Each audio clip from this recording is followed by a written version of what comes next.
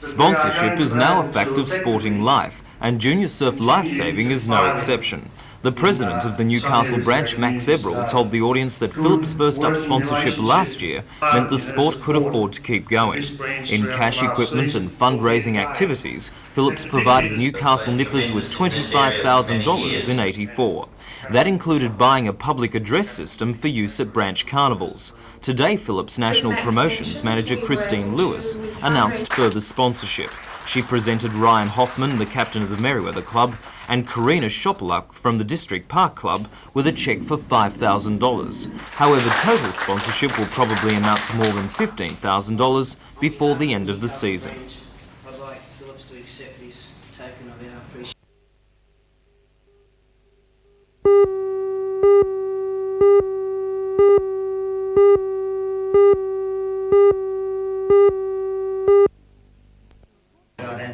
The report contains information on all forms of funding paid to Lake Macquarie City Council and also provides a comparison with the Hunter region and the state as a whole. The report indicates the council's total income is $92 less per capita than the Hunter region average, and low also when compared with the state average. This discrepancy follows through to the allocation of government grants. The council's income is $17 less per capita than the Hunter average. Lake Macquarie Mayor Alderman Jeff Pasterfield says the city's slow expansion has been a contributing factor. It's had a long period of growth. There's been quite a number of people coming here, living each year. I think we get something like about half of those that come into the Hunter Valley. And I think that can creep up on you, and some action has to be taken, I think, to level that up at certain stages. Do you think Lake Macquarie being such a safe seat is a factor? No, I don't think so. I think we've got very good representation here. I think we can be quite proud of the representation that we've got, and I don't think that that would be the case at all. I think it's a matter of developing areas. They throw up from time to time anomalies, and those anomalies have to be brought forward and exposed, and I think that they'll get recognition and remedy. What will Council be doing to correct the anomaly? We'll be talking to our members and making our representations in a proper manner, and I think that we'll get a good hearing.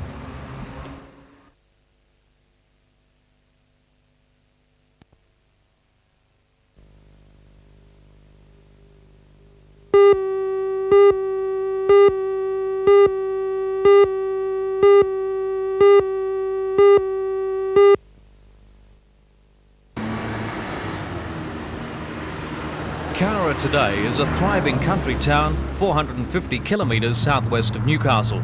Its 11,000 inhabitants do well off the land. Edjuls has established a large canning factory, and a consortium of Japanese and Australian interests operate a big wool scouring plant. Cowra's association with the Japanese people, however, is more than just commercial. During World War II, the Australian government agreed to accept prisoners of war from the Middle East campaigns. Cowra was chosen because it was already the site of a large army camp and was well away from metropolitan areas. In 1941, 6,000 German and Italian prisoners were interned in the specially built camp about 3 kilometres southwest of the town. The Japanese prisoners arrived progressively from the Pacific region. By 1944, 1,104 Japanese POWs were at Cowra. 41 years later, this is all that remains of the famous Cowra campsite. Some broken down foundations of an old toilet and shower block. What once housed thousands of Japanese and Italian prisoners of war is now a home to cows and sheep. The Italian prisoners accepted the fact that they were captured and were treated especially well. They were allowed to build this small chapel and practice their Catholic faith. The Italians were employed outside the camp as unguarded farm labourers. The young, handsome soldiers often endeared themselves to lonely farmers' wives. In stark contrast, many of the Japanese prisoners refused to work outside the compound. To be captured was a disgrace. On the morning of the 5th of August 1944, 1,000 desperate Japanese prisoners made their move. they mounted what was to become the greatest mass escape of prisoners of war in military history.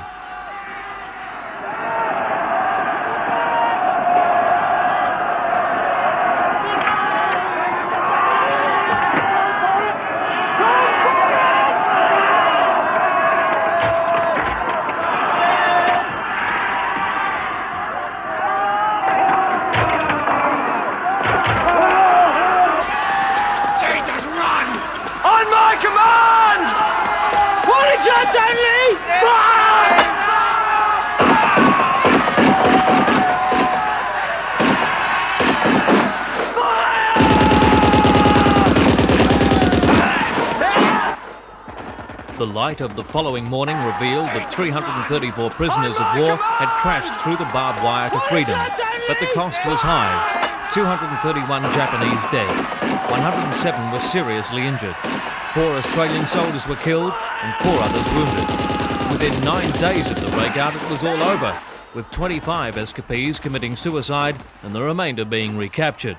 At first, it was feared that reprisals against Allied prisoners interned in Japan could result if word of the massacre reached them. But today, Cowra has rolled back the veil of secrecy that surrounded the event. The 4 Australians killed are buried in this special war memorial cemetery just outside Cowra. Lieutenant Doncaster was clubbed to death.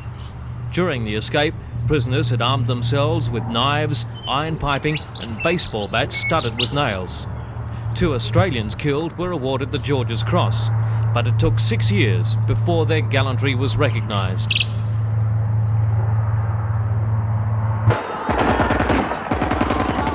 Private Benjamin Hardy and Private Ralph Jones sprinted to a machine gun in their pyjamas. They tried to stop the Japanese avalanche but were clubbed and stabbed to death. Both were awarded the George's Cross, the non-combat equivalent of the VC. Private Shepherd of the Infantry Battalion was the 4th soldier killed. In 1964, the Japanese established their own war memorial cemetery near Cowra. Tomorrow in Part 2, we look at that memorial and how the tragedy at Cowra has been used to remind us of the horror of war and to foster international understanding between Australia and Japan.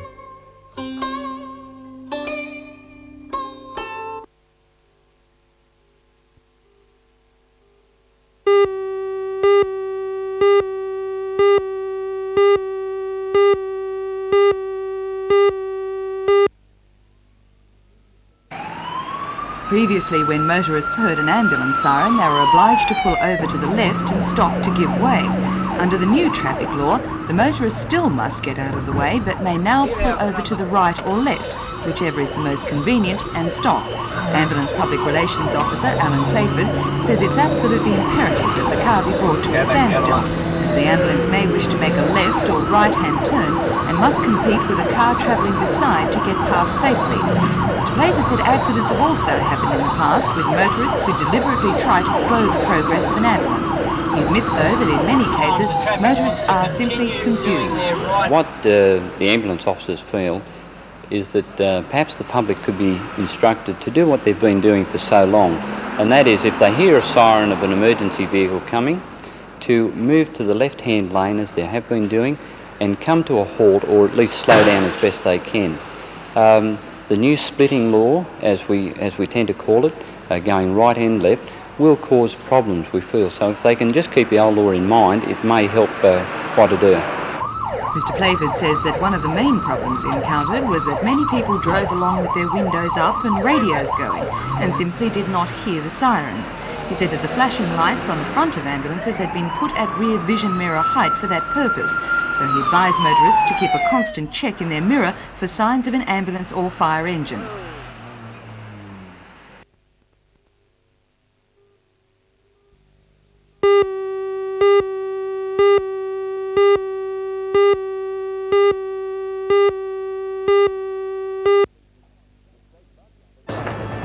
The state budget has received the thumbs up from the Newcastle business community. The Hunter will receive $1,300 million in capital works over the next financial year. However, the Chamber of Commerce has criticised the changes to stamp duty and payroll tax. I'm Mark Matho and I'll have full details in NBN's Hour of News at 6 tonight.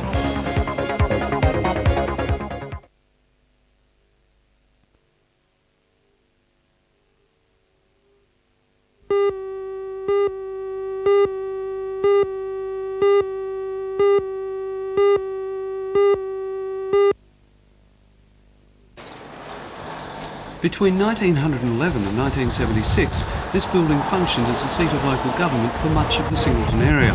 But since the amalgamation of the Patrick Plains and Singleton Shire Councils in 1976 and the subsequent building of the new Singleton Shire Council chambers in 1982, its role has been ever diminishing. At present it is leased to private business, and the remainder of its half-hectare site serves as the Shire's works depot.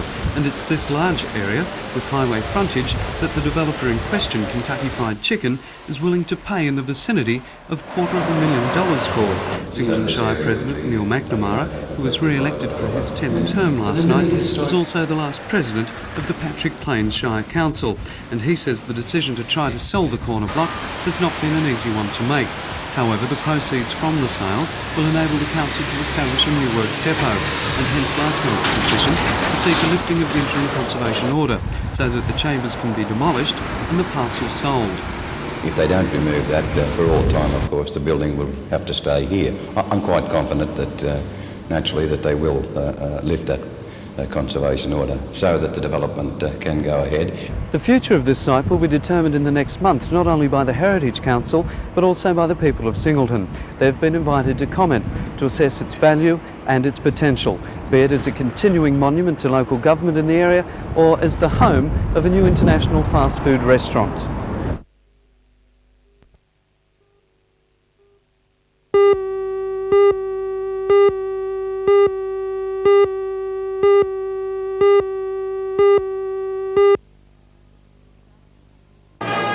About 250 musicians and performers representing the cream of Lower Hunter Valley talent took to the stage at the City Hall in one of the biggest live performances seen in Maitland. The concert was a tribute to youth, and the performing groups consisted largely of young people. It was organised by the Maitland City Brass Band, and special attention was paid to the program to ensure its appeal to a broad cross-section of the community. Older talent was also represented, with performances by groups such as the Newcastle Cambrian Singers.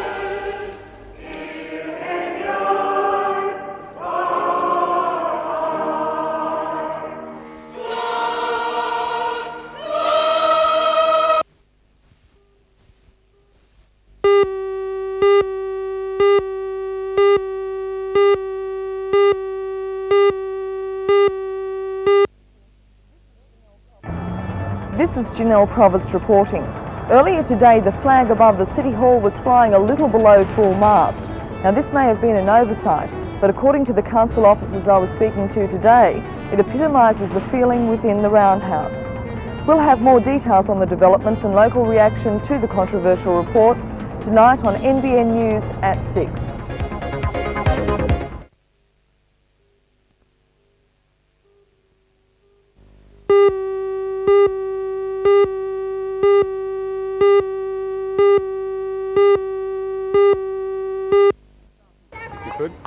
Newcastle Jockey Club and Warners Bay have dominated the number 1 final in recent years. This year was no exception. Defending champions Warners Bay battling to hold off the very much informed Jockey Club teams. In fact, the NJC went on to reverse last year's result and run out winners 53-43. It was in the number 3 and 4 pennants finals that history was made by Raymond Terrace. In the number 3, the Terrace was up against Redhead, with both clubs playing for their first ever pennant. Raymond Terrace ran out comfortable winners by 59-38. As if that wasn't enough for the Terrace ladies to celebrate. Across the way, Torres, also battling to win their first ever pennant, were also falling victim to Raymond Terrace in the number 4 pennant final. The Terrace won the encounter 56-42.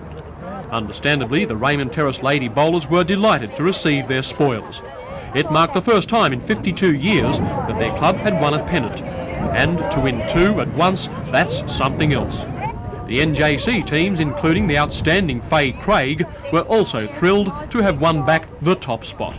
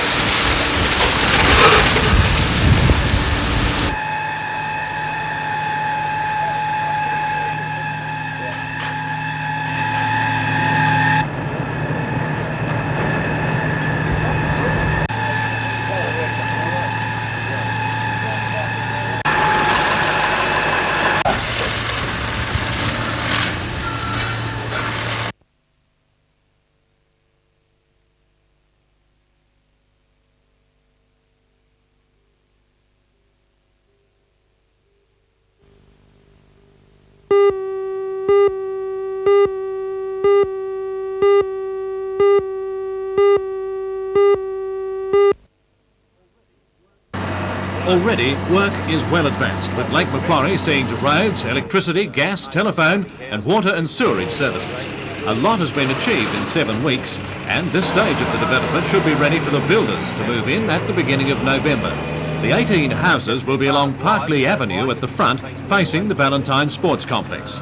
Another 33 blocks will be available from the Lake Macquarie Council to make 51 blocks in all on the Crowders Bay estate. The coordination of the project is in the hands of the Housing Industry Association, an employer lobby group dealing exclusively in the housing market. The HIA's regional manager, John Miller, says the village will be more upmarket than any in the area and will give people the opportunity to see the latest housing trends without the need to go to Sydney. We can see this as being a one-stop shopping centre for all housing. We're told by some of our builders that are moving in onto this estate that you'll be able to buy houses here that start at $23,500 and go up to $1 million if necessary.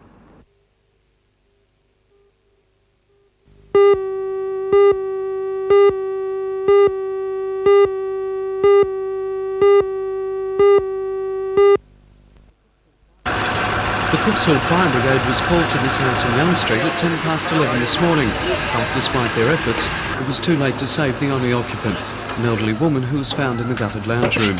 Police are still waiting for members of her family to make a positive identification, and their investigations into the cause of the blaze have so far been inconclusive. While the lounge room was extensively damaged, the fire was contained there, and the remainder of the house suffered only minor fire, smoke and water damage.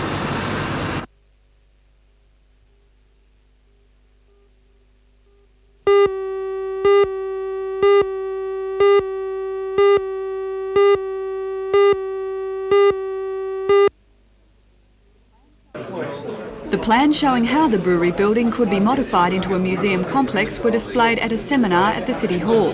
This was attended by representatives from museum groups from Newcastle and throughout the Hunter Valley, as well as experts from Sydney. The plans are only preliminary, and more detailed designs are expected to go on public display by the end of October. However, they do show the building is in adequate condition to be adapted for its new role. Architect Steve Bustede. Well, our survey indicates at the moment that the existing fabric of the building is relatively okay. The roof is in good condition, the walls are in reasonably good condition. However, the internal floors are subject to a fairly extensive wet rot and white ant attack, and it appears that we may have to remove the old floor. Has the preliminary work shown it to be suitable for the museum? Yes, it has.